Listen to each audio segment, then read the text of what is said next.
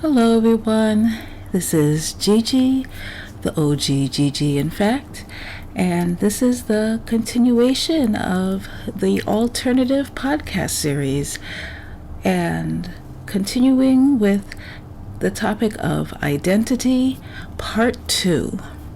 So the first part I kind of touched on how identifying yourself and how you identify a cause can greatly impact not only how you are treated, but how successful your cause is. And so this time I am going to go more in depth on how you identify yourself, and especially identifying a cause can impact the success or failure of that cause. In part 1, I slightly talked about the cause against voter suppression, and there were many protests against all the voter suppression bills that the Republican fascists were peddling in every state, and most of the voter suppression attacks and the closing of polling places were in neighborhoods or communities that had large Black and Latin populations. Now, this is intentional, and yes, the fact of the matter is that those communities in particular were targeted to create the impact they wanted, to deny those Americans those votes. And who did the attack? The same group that oppresses the entirety of the human race, and every group, whether you call them the rich, the elite, the oligarchs, the 1%, it is the same group attacking everybody's human rights because they benefit and get richer and more powerful when we fight amongst ourselves. So it is very easy for all of us to take the bait and label the cause as a Black and African American cause or a Latin American cause because those were the targeted groups. But we should not take the bait whatsoever. What do I mean by that? Well, when the 1% attacks a targeted group, they specifically target groups that would cause division. By that I mean it's very easy for people to get angry at each other over race and ethnicity, over sex and gender identity, and those types of things. People fight all the time about those subjects and can't ever get to a point of progress where we can agree and move forward at all. It's just a waste of time and energy. So as long as we are fighting amongst ourselves for any reason, the 1% doesn't care. They just want us fighting amongst ourselves, whether we're fighting because of racial relations and ethnicity, whether we're fighting over sexual orientation, who deserves more, who was more oppressed than anybody else, or fighting over sex. They don't care as long as we are fighting. And that's the bait. That's why they target groups based on those demographics all the time, because they benefit and profit from us fighting. As long as we're fighting each other, we are not uniting to fight the 1% who really caused all the problems. And thus, that's what I mean by taking the bait. They want us to identify the cause as a Black cause. They want us to identify the cause as a Latin cause. And they want us, when they attack LGBT, they want us to identify it as a gay or LGBT cause or trans cause. They want us to identify the cause that way. But We should not take the bait. And thankfully, there is a very powerful alternative. If we use an inclusive identity to identify the cause, then we gain significantly more support for that cause.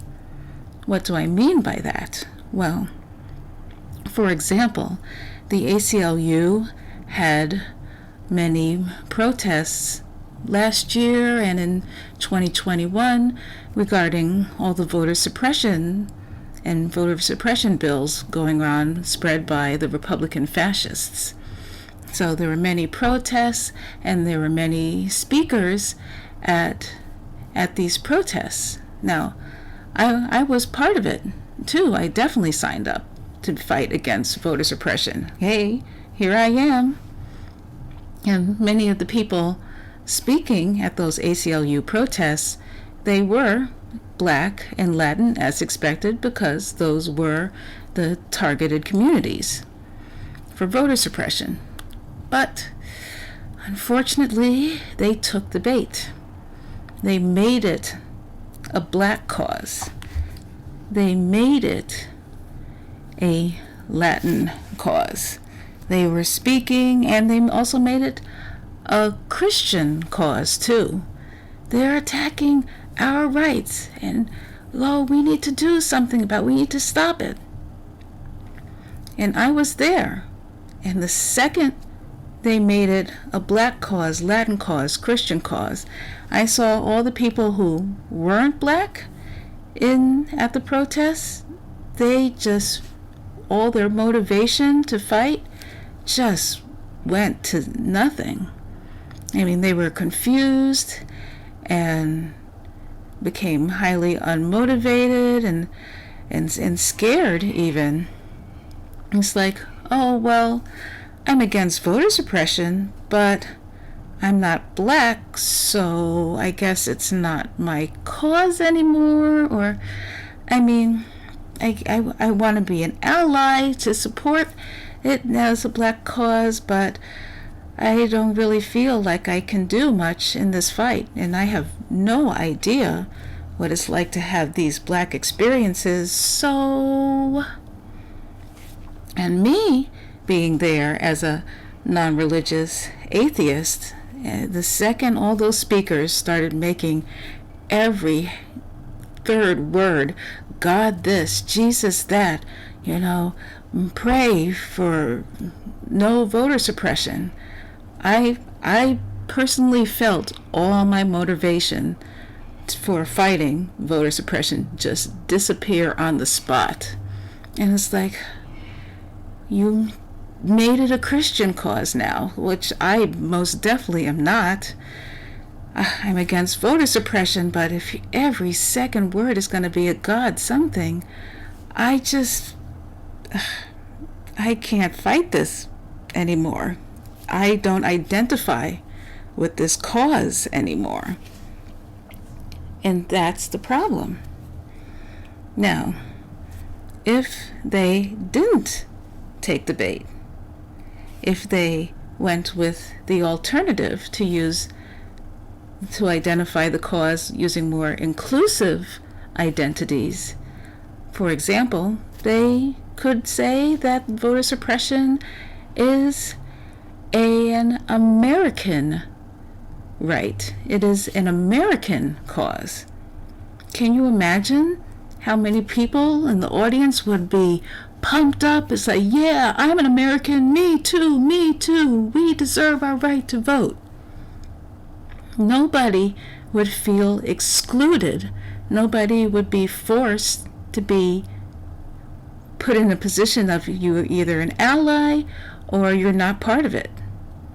That it wouldn't put anybody in that situation. It would include everyone, because we're all Americans and we all deserve our constitutional right to vote. And that would have created a huge ripple effect which would have made all these protests significantly more successful. When you think about it, we actually don't want allies for our causes that we fight against. We actually want people to identify with the cause that we are presenting. What do I mean by that? Well, again, with voter suppression.